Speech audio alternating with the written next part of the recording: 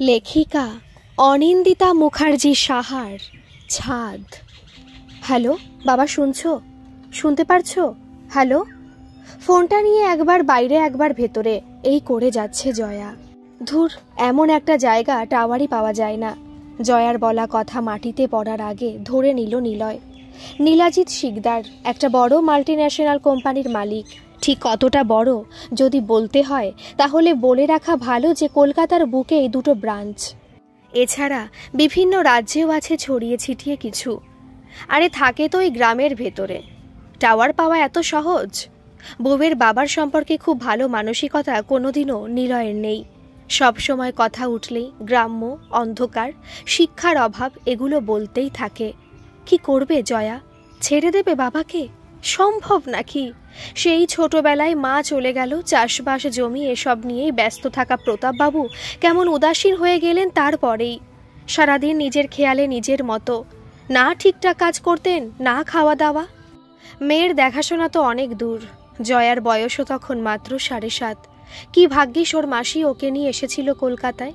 সত্যি কিছু বুঝতো না তখন জয়া। 7.5 এমনই বয়স, না নিজের মা বাবাকে ভুলে মাসিকে মেশোকে মা বাবা বলে ডাকতে পারত জয়া, না নিজের অমন উদাস বাবার কাছে থাকতে পারত। বাবা আছে এটুকুই যা শান্তি। বলছি কতবার ওখানকার জমিটা আমায় দাও, একটা ইন্ডাস্ট্রি বানাই। তোমার বাবা থাকুক এসে এই বাড়িতে, নিচের গেস্ট রুমটা তো খালিই পড়ে আছে। আর তাছাড়া তোমার মাসির বাড়িও যথেষ্ট বড়। উনি থাকুন না, যা লাগবে দিয়ে দেবে। বলছি কথা বলো ওর সাথে। ওই তো শরীরের অবস্থা, না খাওয়া দাওয়া না যত্ন। এখানে এলে তুমিও তো দেখে রাখতে পারো। গলার টাইটা বেশ যত্ন করে বাঁধতে বাঁধতে বলল নিলয়। শুধু আজ নয়, এই কথাগুলো প্রায়ই বলে নিলয়। মাসি মেশোর সামনে গিয়েও বলেছে যে প্রতাপবাবুর দায়িত্ব নিতে চায়। কিন্তু এর পেছনের উদ্দেশ্য মানে জমি, ইন্ডাস্ট্রি এগুলো বারবার উজ্জ্ব রেখেছে। এই কথাগুলো নিলয় শুধুমাত্র জয়াকেই বলেছে, যাতে জয়া কায়দা করে বিষয়টা দেখে নেয়। বিষয়টা সত্যি দেখে নেওয়ার কিছু নেই। ঠাকুরদার অত জমি, বাবার পর সবই জয়ার। আর সত্যি তো কেউ নেই। এবার জয়া ভালোবেসে বিতানকে দেবে কিনা সেটা ওর সিদ্ধান্ত। আর না দিয়ে কি করে হবে? মাসি মেশোর ওই একটাই ছেলে বিতান। মাসিমণি বিতান আর জয়াকে কি কখনো আলাদা করে দেখেছে? মাছের পেটি মেশো বরাবর দুটোই কাটিয়ে এনেছে। মাংসের মেটে সমান দুভাগ হতে দেখেছে জয়া। আইনত তুমি ওই জমির পুরো মালিক। অত বড় জমি, এত পুকুর, গাছ সব তোমার, মানে আমাদের। আর ওটা বেকার ফেলে রেখে কি লাভ বলো দেখি জয়া? আর তোমার বাবার বয়সটা কি কম হলো? একা থাকেন। কখন উল্টো সিধে কি হয়ে যাবে তখন তোমার ওই গ্রামের লোকজনই বলবে মেয়ে জামাই দেখে না। আয়নায় দাঁড়িয়ে নিজের চেহারার পোশাকের আজ খুব যত্ন নিচ্ছে নিলয়। ফোনটা হাতে নিয়ে বোকার মতো দাঁড়িয়ে সেসব শুনে যাচ্ছে জয়া। বোকাই জয়া, নিলয়ের কাছে তো বোকার হদ্দ। মেশো যখন প্রথম এসে যেদিন বলেছিল ওর অফিসের একজন বড় ক্লায়েন্ট মেয়ে খুঁজছে, বিয়ে করবে বলে, মাসি আর মেশোর কত রকম আলোচনা। ভালো ছেলে, অমায়িক ছেলে, বাবা মা নেই, মানে জয়ার দুঃখ বুঝবে। এত অল্প বয়সে এত দাঁড়িয়েছে যে এই ছেলেকে হাতছাড়া করা যাবে না। হ্যাঁ গো, কি দেখে পছন্দ করবে ও জয়াকে? এখনো মনে আছে মাসি মেশোকে প্রশ্নটা করেছিল। রূপ আছে জয়ার, একটু নয় বেশ অনেকটাই। কিন্তু আজকের দিনে শুধু রূপ দিয়ে খুব কিছু হয় না, টাকা পয়সাটা খুব দরকার। সদ্য এমএতে ভর্তি হয়ে দুটো টিউশনের টাকাটা, আর যাই হোক কোনো পাত্রীর আয়ের মাপকাঠি হতে পারে না। আর নিলয়ের মতো চৌখস পাত্রের তো নয়। তাহলে মাসির কাছে চাপদারি নিলয়ের ছবি দেখে বারবার এটাই মনে হয়েছে জয়ার। মিথ্যে বলে লাভ নেই, বেশ মনে ধরেছিল নিলয়কে। আর জয়া বুঝেও গেছিল ওর মতো পাত্রীর ভাগ্যে এমন পাত্র মাত্র লটারি লাগার মতো। কি জয়া দেবী, কানে ঢুকছে আমার কথা? সেজেগুজে একমাত্র বউয়ের সামনে এসে গাল দুটো টিপে বলল নিলয়। ফুলো ফুলো গালগুলোতে বেশ লেগেছে জয়ার। আগে হলে এটাকে সোহাগের সাথে গুলিয়ে ফেলতো জয়া, কিন্তু এখন বেশ বোঝে কোনটা আদর আর কোনটা। বুঝেছি, চলো তোমাকে খাবার বেড়ে দিই, একটু আলগোছেই বলল জয়া। আজকাল নিলয় সামনে আসলেই বড্ড অস্বস্তি হয় ওর, কারণ জয়া এখন বেশ বোঝে মন আর শরীরের পার্থক্য। জয়ার খুব কাছাকাছি ওর মাত্র 1 বছরের পুরনো বর দাঁড়িয়ে, ওর খুব কাছাকাছি। কিন্তু দূরে সরে যেতে পারলে ভালো লাগতো জয়ার, কিন্তু সরে গেলে সে আরেক দৃশ্য তৈরি হবে। এরকম মুহূর্তগুলোতেই নিলয়ের আসল চেহারা বেরিয়ে আসে। ফোন বাজছে তোমার, জয়া বলল। ফোনটা বাজতে যেন একটু স্বস্তি পেল। জয়া দেখেছে ওর জীবনে এই বিষয়গুলোর খুব সুন্দর চটজলদি সুরাহা হয়। মা মারা গেল, বাবা উদাস হয়ে গেল, ব্যাস মাসি এসে গেল জীবনে। ইউনিভার্সিটিতে রক্তিম কি সাংঘাতিক পেছনে পড়ে গেছিল, একটুও পছন্দ ছিল না জয়ার। কিভাবে পছন্দ হবে? বাবা নেই, মা সেলাই করে, কিভাবে এত সাহস পায় প্রেম করার সেটাই বোঝে না জয়া।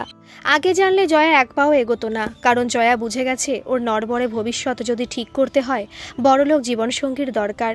এই রক্তিম কবে দাঁড়াবে, কবে বিয়ে করবে কেউ জানে না।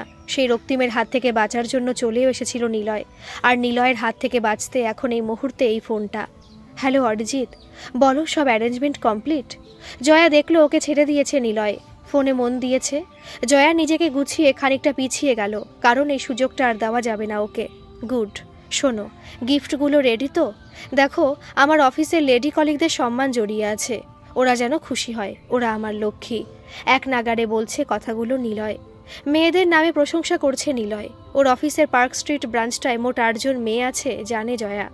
আজ হঠাৎ ওদের নিয়ে এত মাতামাতি। আর অরিজিৎ শোনো, তুমি সত্যজিৎকে বলে দিয়েছো তো আজ বিকেলে যেন এসে ম্যাডামকে নিয়ে যায়? ঠিক 3:30, কারণ প্রোগ্রামটা আমি 4:30-র মধ্যে শুরু করতে চাই, কারণ মেয়েরা সব বাড়ি ফিরবে, ওদের 6:30-র মধ্যে ছেড়ে দিতে হবে। বলতে বলতে নিলয় তাকালো জয়ার দিকে, তারপর ইশারা করে চুলটা দেখালো। জয়া সত্যি বুঝতে পারলো না কি বলতে চাইছে নিলয়। আচ্ছা রাখি অরিজিৎ, কোনো সমস্যা হলে ফোন করো, বলেই জয়ার কাছে এলো নিলয়। এই আজ একবার অফিসে আসতে হবে, সেই যে তোমায় ব্ল্যাক শাড়িটা কিনে দিয়েছিলাম সাথে পার্ল সেট, ওটা দিয়ে আজ ভালো করে সেজো তো। আমি রত্নাকে বলে দিয়েছি, ও পার্লারের লোক পাঠিয়ে দেবে, পার্টি মেকআপ করিয়ে দেবে এসে। নিজের মতো কথাগুলো বলতে বলতে দামি সুগন্ধটা ছড়িয়ে নিল নিলয়। নিলয়ের ব্যক্তিত্ব আছে মানতেই হবে, এতগুলো স্টাফ, এত লোকজন, ভগবান মানে নিলয়কে। আর মানবে নাইবা কেন? এতটাকে ভাবে কর্মচারীদের নিয়ে। এই যে মহিলা স্টাফদের নিয়ে আজ কিছু প্রোগ্রাম আছে, ওদের বাড়ি যাওয়ার চিন্তা, ওদের গিফটের চিন্তা, ওদের খাওয়া দাওয়া, এত ভাবনা সত্যি নিলয়ের মতো এমন মানুষের পক্ষে ভাবা এটা ভাবনারই অতীত। শুনলেন ম্যাডাম কি বললাম? আবার জিজ্ঞাসা করলো নিলয়। জয়া দেখলো অদ্ভুত সুন্দর লাগছে আজ নিলয়কে, সত্যি অসাধারণ ব্যক্তিত্বর। জয়া বুঝেছে নিলয়কে দূর থেকেই ভালো লাগে, কাছে আসলে সে তাপ সহ্য করা যায় না। জয়া দেখলো নিলয় দেখছে জয়াকে, এটা দেখা নয়, অপেক্ষা করা। জয়াকে যেতে বলছে আজ ওর অফিসে, সেটার সম্মতির অপেক্ষা করছে। কিছু আছে আজ? জিজ্ঞেস করলো জয়া। নিলয়ের দিকে এবার সরাসরি তাকালো। আজ বেশ লাগছে নিলয়কে। অফিসে সাধারণত কালো রঙের বা গাঢ় রঙের শার্ট পরে না ও, সবসময় হালকা রঙই পছন্দ করে অফিসের জন্য, কিন্তু কালোতে বড্ড উজ্জ্বল লাগে নিলয়কে। পাড়া রুমকি দিদির বিয়ের সময় প্রথম যখন ওর বর প্রভাত দাকে দেখেছিল, জয়া তখন থেকে বর শব্দটার সম্পর্কে পরিচিত হয়। বর মানে বউয়ের আবদার রাখা, বউকে মাথায় তুলে রাখা, বউকে নিয়ে ঘুরতে যাওয়া, হেসে হেসে গল্প করা, মানে প্রভাত দা তো এরকমটাই করতো রুমকি দিদির সাথে। কত বয়স হবে তখন জয়ার? 14। মাধ্যমিক দিয়েছে তখন। শাহরুখ খান তখন ওর মন জুড়ে কত কি স্বপ্ন দেখাতো। জয়াকে ভালো লাগতো অনেকেরই, কিন্তু জয়ার না, পায়নি সেরকম কারোকে যে প্রভাতদার মতো সবসময় আগলে রাখবে ওকে। রাখে তো আগলে নিলয়, বড্ড আগলে রাখে জয়াকে, এমন আগলে রাখে মনে হয় শেকল দিয়ে বাঁধা আছে ও। কি ম্যাডাম, কি দেখছো অমন করে? নিলয় জিজ্ঞেস করলো জয়াকে। তাতে জয়া একটু লজ্জা পেল বোধ হয়, এমন ড্যাব ড্যাব করে ছেলেদের দিকে তাকানোর অভ্যেস জয়ার নেই। নিজেকে সামলে নিয়ে বলল, বললে না আজ অফিসে কি আছে? জয়া সাধারণত কোনো প্রশ্ন মনে এলেও করে না, কারণ তার সেরকম উত্তর পায় না ও। তখন বড্ড মানে লাগে। আসলে নীলাজিৎ শিকদার কারোর কাছে কোনো জবাব দেবে না, এরকমটাই একদিন নিলয় নিজে বলেছিল, জয়াকে নয়, ফোনে কারোকে। আজ আমার অফিসে একটু পায়ের ধুলো দিতে হবে আপনাকে, জয়ার ঘাড়ের কাছে এসে বলল নিলয়। চশমা পরা ছেলে খুব পছন্দ করতো জয়া, যেমন যেমন স্বপ্নে দেখতো ঠিক তেমনি এই নিলয়, কিন্তু স্বপ্নের মানুষটাও নয়। বলো, যাবে না? আবার জিজ্ঞেস করলো নিলয়। নিলয়কে এত রোমান্টিক হতে আগেও দেখেছে জয়া, জয়াও সাড়া দিয়েছে তাতে, কিন্তু ভুল করেছিল, মস্ত ভুল। না হলে সেই রাতটা এত ভয়ঙ্কর হতো না। সত্যি প্রচণ্ড অসুস্থ ছিল সেদিন জয়া, মাথা তুলতেই পারছিল না। এরকমই রোমান্টিক হওয়ার চেষ্টা করেছিল নিলয়, জয়া সাড়া দেয়নি, মানে দিতে পারেনি। এতটাই অসুস্থ ছিল যে সেই ক্ষমতাটাই ছিল না। আজ ওমেন্স ডে ডিয়ার, আজ তোমাদের দিন, তাই আমার অফিসে আজ তোমার নিমন্ত্রণ। তুমি এসে আমার অফিসের সমস্ত উইমেন্সদের তোমার মিষ্টি হাত দিয়ে সম্বর্ধনা দেবে, আমি এটাই চাই। চিবিয়ে চিবিয়ে কথাগুলো বলল নিলয়। ওমেন্স ডে মানে নারী দিবস, তার জন্য মেয়েদের সম্মান দেবে নিলয়, তাও আবার কাকে দিয়ে? জয়াকে দিয়ে। এতটা সম্মান করেও জয়াকে। তাহলে সেদিন কি হয়েছিল? ওই দিন রাতে যখন গায়ে জ্বর নিয়ে সারা শরীর ব্যথা নিয়ে বিছানায় পড়েছিল, অনেকবার না করেছিল জয়া, কিন্তু যত না করছিল তত গায়ের জোর বাড়ছিল নিলয়ের। সেই যন্ত্রণা যেন আজও শরীরের কোথাও বেঁচে আছে। আর কোথাও না থাক, এই মনে আছে। মন জুড়ে যে তীব্র যন্ত্রণা, সেটা কি করে ভুলে যাবে জয়া? গায়ের যন্ত্রণা তো প্যারাসিটামল ভুলিয়ে দেয়, কিন্তু মন? অপমান। উফ, সারাদিন কি যে এত ভেবে চলেছ। যাই হোক, আমি বেরোলাম। ভুলে যেও না, ঠিক 12:30 গ্ল্যামার্স ওয়ার্ল্ডের সুমিদি লোক পাঠাবে, ওর পার্লারেরই। যা যা করানোর করিয়ে নিও, ফেসিয়াল, পেডিকিওর, ম্যানিকিওর, যা যা লাগবে। আজ কিন্তু বেস্ট লুকটা চাই। মিসেস নীলাজিৎ তুমি বুঝতে পারছো গ্ল্যামারটা? কত মেয়ে আছে যারা এই পদটা পাওয়ার জন্য মুখিয়েছিল। পদ মানে? বিস্ময়ের তুঙ্গে জয়া। পদ? বউ একটা পদ মানে পোস্ট? এটা কি কোনো চাকরি, অফিস? অবাক হয়ে যাচ্ছে জয়া। বিয়ের 1 বছর 4 মাসে এসেও রোজ কিছু না কিছু কারণে অবাক হচ্ছে জয়া। পদ? পদ মানে পোস্ট? আমরা যে যেই ভূমিকায় আছি সেটা তো একটা পোস্টই। যাই হোক, তুমি তাড়াতাড়ি এসো, অপেক্ষায় থাকবো, বুঝলে মিসেস নীলাজিৎ? বলে ঠক ঠক করে হেঁটে গেল নিলয়। ছেলেদের হাঁটাতেও যে এত জোর আছে, এর আগে জানতো না জয়া। এই জোর শুধু উঁচু সু তলার জন্য নয়, ব্যক্তিত্ব, আত্মবিশ্বাস, অহংবোধ, উচ্চাকাঙ্ক্ষা আর মানুষকে অবজ্ঞা সব মিলিয়ে এমন মিশ্র একটা শব্দ সব সময় পাওয়া যায় যখনই হেঁটে যায় নিলয়। জয়া বেখেয়ালে কত কি ভেবে চলেছে। শিকদার ভবনের 3 তলার পূব দিকের বিশাল ঘরটায় দাঁড়িয়ে কত কি ভাবছে। এরকম একটা বাড়িরই তো স্বপ্ন দেখতো জয়া। সুখ, টাকা কি নেই জয়ার? ওর এত এত বন্ধু, স্কুল, কলেজ, পাড়ার সবের মধ্যে আজ জয়া সবচেয়ে ধনী। কি নেই ওর? বাড়ি, গাড়ি, গয়না, নাম। নাম? কিসের নাম? আজকাল তো ওর নামটাই হারাতে বসেছে। বাইরের সবাই মিসেস শিকদার বা মিসেস নীলাজিৎ, এই এখন জয়ার পরিচয়। বাবার দেওয়া জয়া যেন হারিয়ে যাচ্ছে রোজ রোজ। বাবার কথা আবার মনে পড়ল জয়ার। হাতের থেকেও বড় সাইজের ফোনটা থেকে বাবাকে ফোন করলো জয়া। রিং হচ্ছে। অনেকবার হওয়ার পর কাঁপা কাঁপা গলায় মা ডাকটা শুনতে পেল জয়া। চোখ দুটো বুজে ফেলল জয়া। এই ডাকটাই যে এমন। মা, মারে, জয়া মা। ডাকতে ডাকতে ঢুকলেন প্রতাপ। পরনে ধুতি, খালি গা, পায়ের চটিটা বোধ হয় এই ছিঁড়ল। কিনতে বললেই একই কথা, কি দরকার অপচয়ের? মাঠে ঘাটে এই ঠিক আছে। মারে, জল দে। পাশেই বসে আছে রত্না, কিন্তু হবে না। মাঠ থেকে এসে মেয়ের হাতের 1 গ্লাস জল না খেলে তেষ্টা যেন মেটেই না প্রতাপের। বাড়ির উঠোনে ততক্ষণে প্যান্ডেল বানানো শেষ। লাল, নীল, সবুজ কাপড় দিয়ে কি অপূর্ব প্যান্ডেল হয়েছে। উঠোন জুড়ে রঙিন প্যান্ডেল, মস্ত আয়োজন। হবে না? বাড়িতে বিয়ে বলে কথা। উঠোনের একদিক জুড়ে রান্নাবান্নার দারুণ আয়োজন। লুচি, ছোলার ডাল, ভাত, মাছ, মাংস কি নেই। জয়াও যে কি সাংঘাতিক ব্যস্ত সকাল থেকে। ওরই তো বেশি ব্যস্ত হওয়ার কথা, কারণ মেয়েটা যে ওরই, তাই দায় কম। জয়া, বাবা জল চাইছে, এসে দে। ওর তো আবার তোর দেওয়া জল না খেলে গলা পরিষ্কার হবে না। রত্না বারান্দায় বসে সলতে পাকাতে পাকাতে বলল। জয়া তখন ওর মেয়েকে কোলে বসিয়ে গায়ে হলুদ দিচ্ছিল। রান্নাঘর থেকে হলুদ এনে সেটায় বেশ করে জল মিশিয়ে কাদা বানিয়েছে জয়া, আর তা দিয়ে মেয়ের গায়ে হলুদ হচ্ছে আজ। মা, দাঁড়াও তো, বাবাকে আজ তুমি জল দিয়ে দাও। দেখছো আজ কত ব্যস্ত আমি।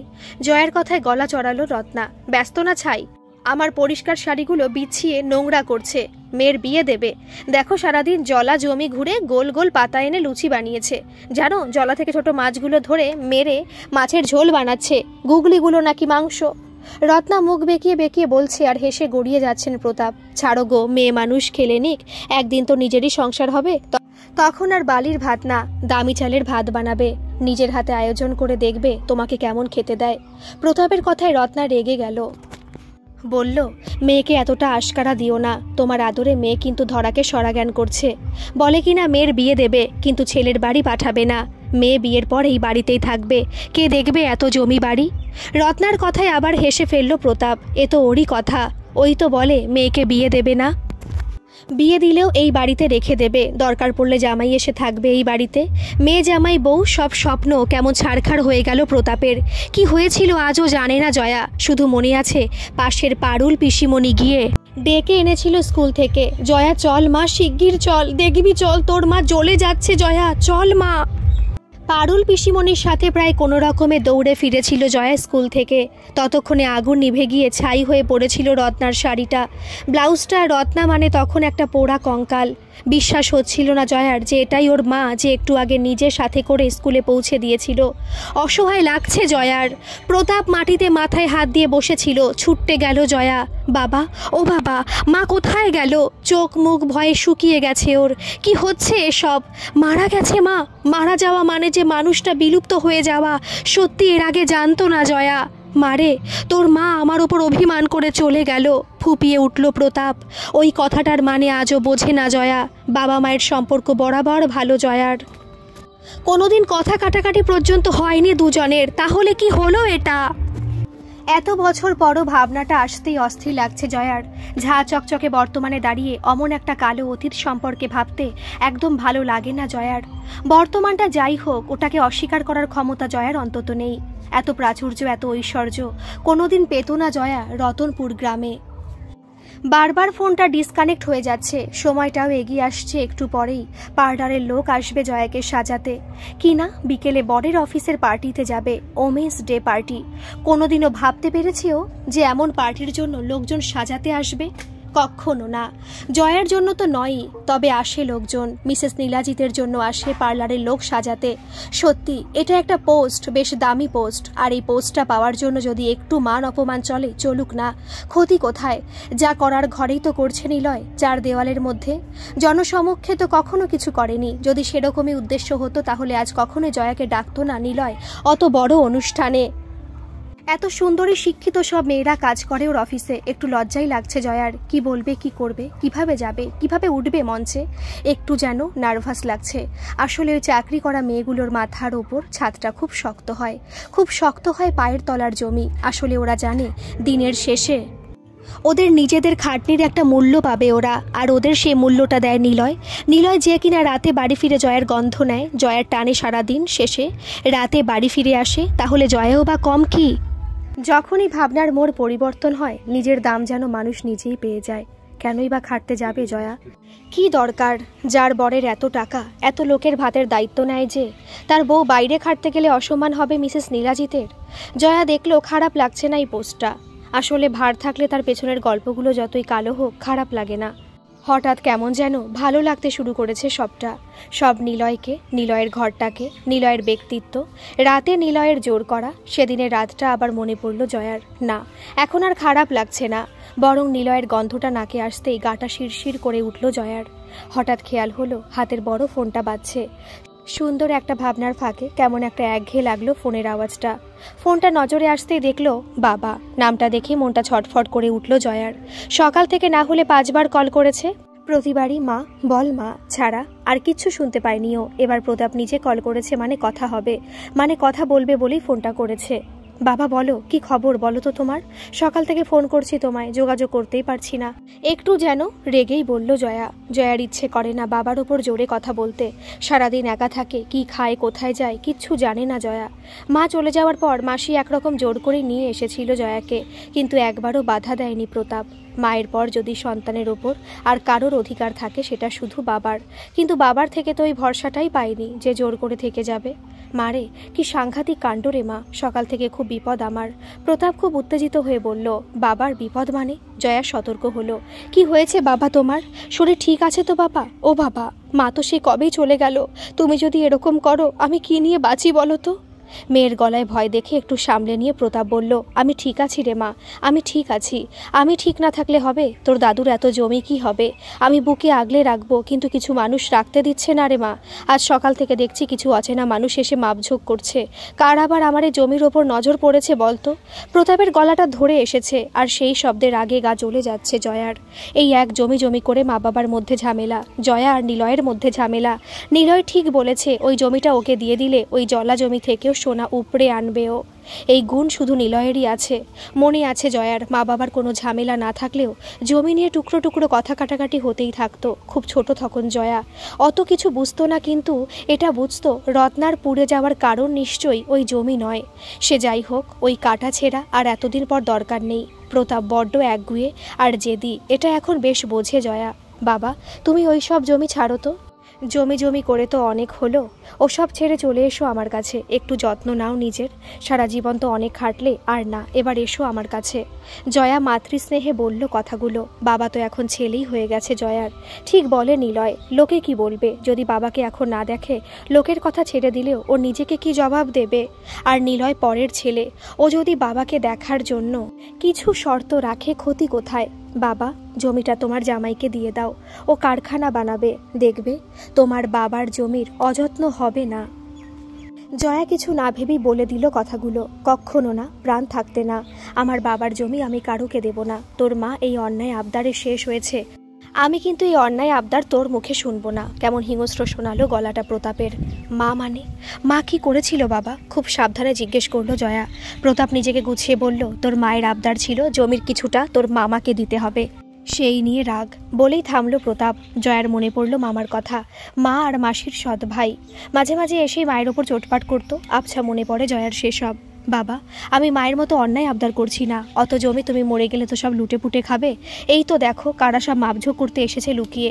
কথাগুলো বলছে ঠিকই জয়া, কিন্তু মনের মধ্যে একটা প্রশ্ন ঘুরছে। অন্যের জমি এভাবে মাপঝোঁক করা যায় নাকি? কার এত সাহস হবে? তবে কি মামা? মাসির মুখে শুনেছে জয়া, খুব সাংঘাতিক ওই সৎমা আর ছেলে।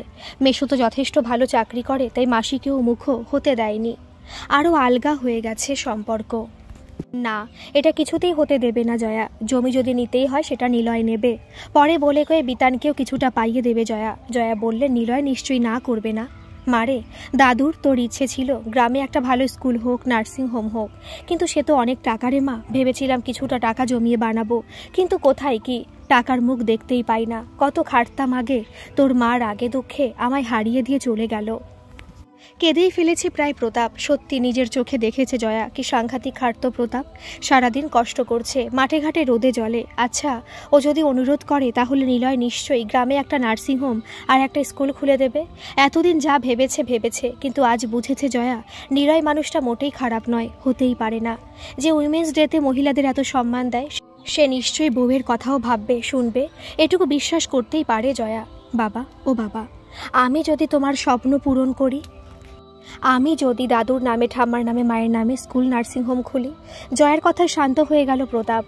সন্তান তো এরকমই হয়, যে বাবার স্বপ্ন পূরণ করে। চুপ করে থাকলেও প্রতাপের আনন্দটুকু উপলব্ধি করলো জয়া। হয়ে যাবে বাবা, তুমি নিশ্চিন্তে থাকো, খুব শিগগিরই সব হবে। একেই বোধহয় বলে স্বামীর প্রতি স্ত্রীর বিশ্বাস। স্বামী স্ত্রীর সম্পর্ক। বড়লোক স্বামীর ওপর ভরসা করে কি সুন্দর নিশ্চিন্তে কথা দিয়ে দিল জয়া। দিদি, নিচে দুজন এসেছেন, বলল বিউটি পার্লারের লোক। নিচ থেকে হাঁপাতে হাঁপাতে এসে খবর দিল ঋতু। এই বাড়ির সব সময়ের কাজের লোক। এই একা জয়ার জন্যই উঠতে বসতে 3টে কাজের লোক। এত যত্ন, এত ভালোবাসা সত্যি কেউ দেবে না জয়াকে। মিছি মিছি নিলয়কে ভুল বুঝলো। তুমি যাও, আমার জুসটা রেডি করো আর ওদের দোতলার ঘরে বসাও। মালকিনের সুরে হুকুম দিয়েই জয়া হাতে থাকা ফোন থেকে কল করলো নিলয়কে। সবটা জানাতে হবে ওকে, বলতে হবে বাবা ওর রাজি হয়ে গেছে। ওই সব জমির দায়িত্ব নিতে হবে নিলয়কে খুব তাড়াতাড়ি। ওকে দায়িত্ব নিয়ে বানাতে হবে স্কুল, নার্সিংহোম আর যা যা ঘাটতি আছে গ্রামে। ধন্য ধন্য করবে রতনপুরের লোকজন, ধন্য ধন্য করবে সবাই নিলয়কে। মাথা উঁচু হয়ে যাবে প্রতাপের। ভাবনাটার সাথে সাথে মনটা ভালো হয়ে গেল জয়ার। এক্ষুনি খবরটা দিতে হবে নিলয়কে। হ্যালো। নিলয় ফোনটা ধরতেই খুব মিষ্টি করে বলল জয়া। হ্যালো। বলো। আরে কি করছো? ওইদিকে নীল কাপড় নয়, গোলাপি, পিঙ্ক। কোন ভাষায় বললে যে তোমরা বুঝবে? বলছি আজকের থিম পিঙ্ক আর ব্ল্যাক। জয়া শুনল ফোন ধরে নিলয় কারোর সাথে তর্ক করছে। জয়া জানে নিলয় খুব খুঁতখুঁতে, একটা সামান্য শার্ট নিয়ে কম অশান্তি করেও। মনে আছে বিয়ের পরপর একবার অফিস যাওয়ার সময় একটা সাদা শার্ট খুঁজতে গিয়ে 5টা জামা দেখে তবে একটা পরেছে। না, এসবে কখনো বিরক্ত করেনি জয়াকে। নিলয় খুব স্বাবলম্বী। বলুন ম্যাডাম। হঠাৎ আমাকে মনে পড়ল। নিলয় আজ প্রচণ্ড ভালো মুডে আছে, খুব সাবলীল, তাই হয়তো আজ জয়ার ইচ্ছে হচ্ছে নিলয়ে ভেসে যেতে। আজ তোমাকে খুব খুশি লাগছে। জয়ার বলা কথাকে মাটিতে পড়তে না দিয়ে বলল, খুশি তো খুব খুশি। খুশি কথাটা বলার সময় আরও খুশি লাগছে নিলয়ের গলাটা। কি ব্যাপার বলো তো, এত খুশি কেন? জয়ার কথায় সন্দেহটুকু স্পষ্ট। নিলয়ও জয়ার সন্দেহটাকে বেশ রসিয়ে রসিয়ে উপভোগ করতে করতে বলল, আমার অনেক দিনের স্বপ্ন পূরণ হতে চলেছে। কি স্বপ্ন শুনি? কারোর প্রেমে পড়লে নাকি বলো তো? জয়া এবার বেশ বিরক্ত হয়ে ফোনটা রেখে দিতে চাইল। নিলয় অন্য কারোর প্রেমে ভাবলেই বুক কাঁপে জয়ার। থাকো তুমি তোমার স্বপ্ন নিয়ে, আমি রাখছি ফোন, বলল জয়া। আরে দাঁড়াও, আমার স্বপ্ন তো তুমি পূরণ করবে। আজ আমার বউ প্রথম আমার অফিসে আসবে, আমার অতিথি, বিশেষ অতিথির লিস্টে তোমার নাম ভাবতে পারছি না আমি। নিলয়ের কথাগুলো শুনে আজ ভীষণ ভালো লাগছে। এতদিনে মনে হচ্ছে স্বামী স্ত্রীর সম্পর্কটা খুব মিষ্টি, আর এই ভাবনা থেকেই আশকারার জন্ম। আর সেখান থেকেই আবদার, বলছি আমার একটা উপকার করবে গো, একটা কথা রাখবে। এই প্রথম এরকমভাবে আবদার করলো জয়া। নিলয়ও বোধহয় প্রস্তুত ছিল না এমন অকপট আবদারের জন্য। বিয়েটা তো নিলয় করেছে কিছু কাছের মানুষের অনুরোধে, কিন্তু সেটা এমনি গা ভাসিয়ে দিন কাটানোর জন্য একদমই নয়। খুব ভেবেচিন্তে পরিকল্পনা করে তবে পা ফেলে নীলাজিৎ শিকদার। আর আবেগ যদি বলো, সেটা নিলয়ের কোনো কালেই নেই। থাকলে তো ভেসে যেত। বাবা আর মা দুজনেই আছে ওর, কিন্তু আসলে কেউ নেই। দুজনের আলাদা আলাদা দুটো সংসার, সেখানে দুই পক্ষেই একটা করে মেয়ে। ওরা নাকি বোন। ভাগ বাবা মাকে স্বীকার করে না নিলয় আর বোন। মোটামুটি ভালো টাকা খোরপোশ নিয়েছে নিলয়। বাবা মা দুজনের থেকেই বিবাহ বিচ্ছেদের মতো জন্ম বিচ্ছেদ করেছে ও। খোরপোশ তো দিতেই হবে, বিনিময়ে আর অমুখ হবে না, এই শর্তেই আর বাবা মায়ের দেওয়া খোরপোশ দিয়েই তো আজ নিলয়ের এত রমরমা। মানে শুরুটা এভাবেই, আর সেখান থেকে শিকদার্সের আজকের এমন ফোলা ফাঁপা অবস্থা।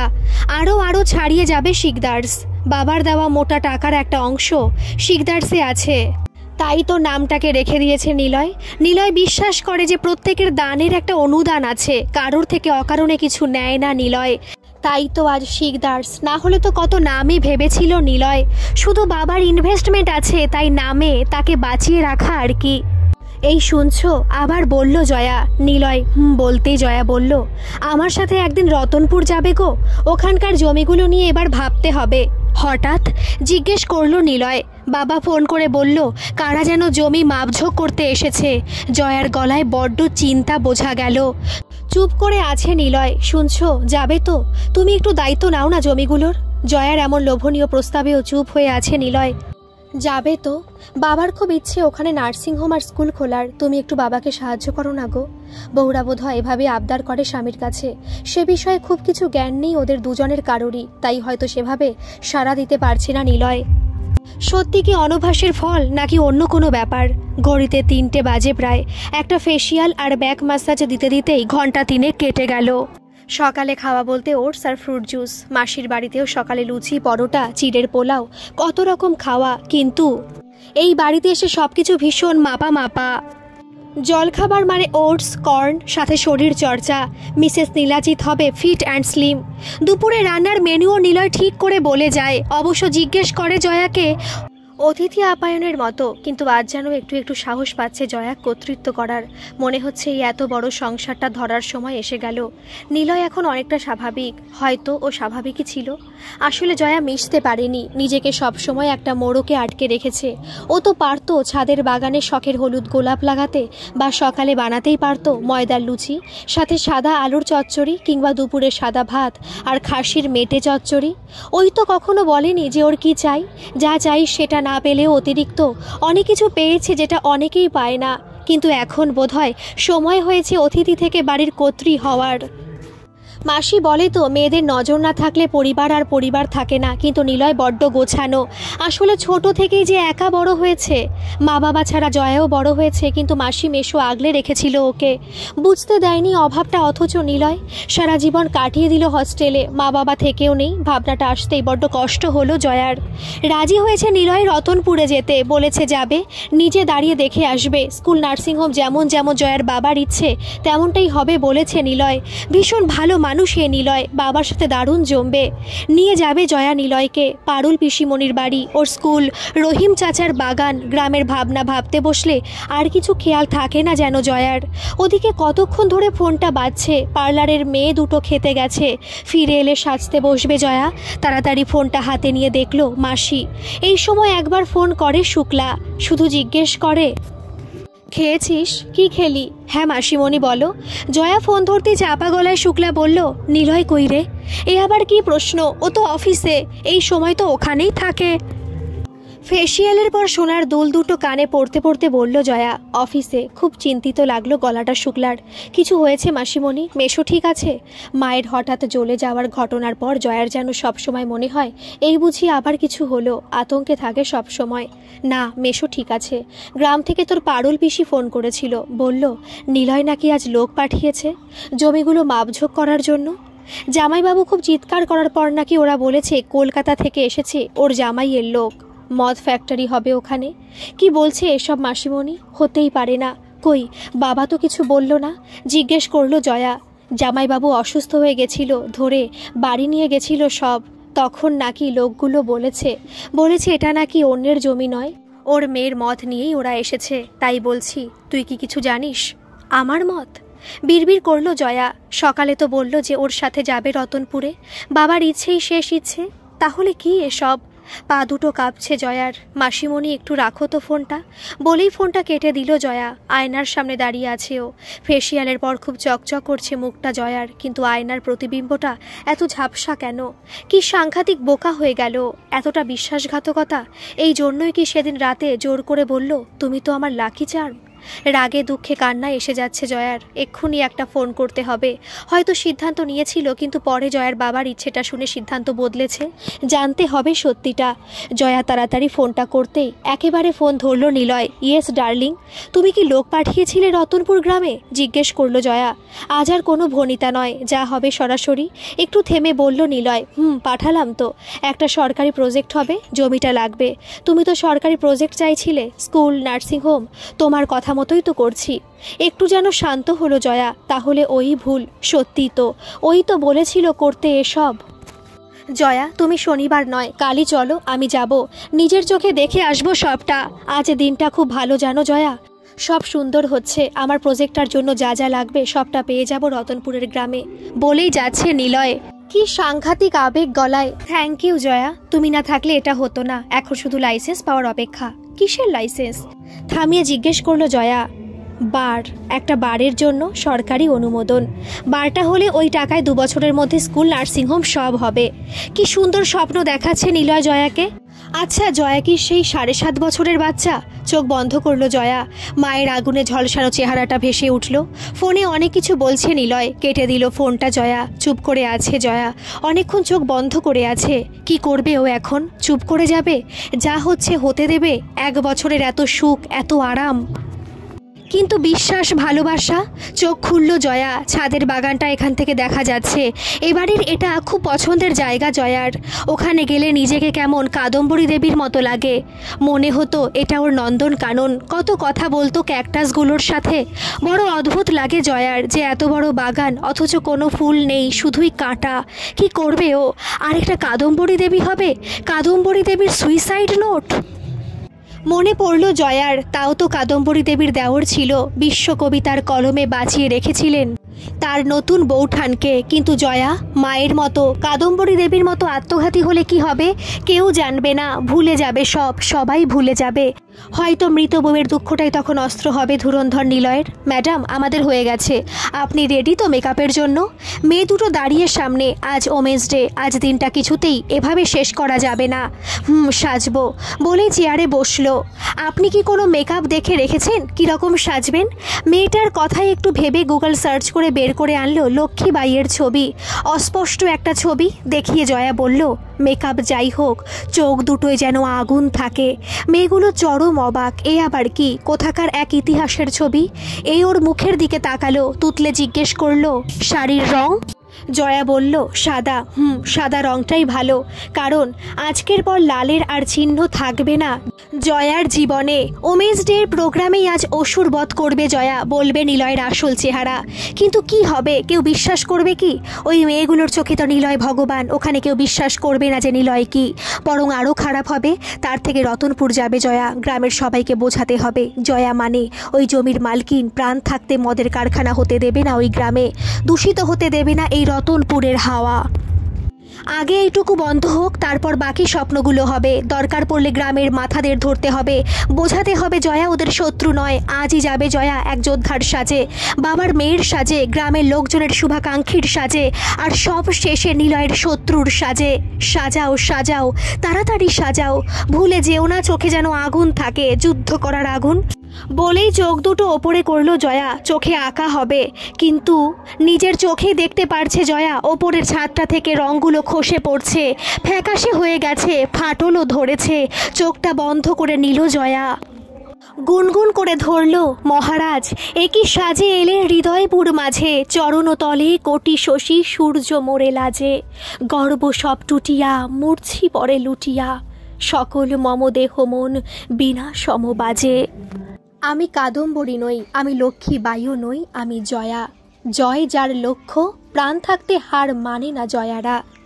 গল্পটি করার সময় হয়তো আমার একটু জোরে আওয়াজ করা হয়ে গেছে, প্লিজ একটু মার্জনা করবেন, কারণ পাশে গান বাজছে হোলি তো, এই কারণে। আর হ্যাঁ, সবাইকে জানাই দোল পূর্ণিমার অনেক শুভেচ্ছা। ভালো থাকবেন, সুস্থ থাকবেন। কেমন লাগলো গল্পটি এটাও জানাবেন।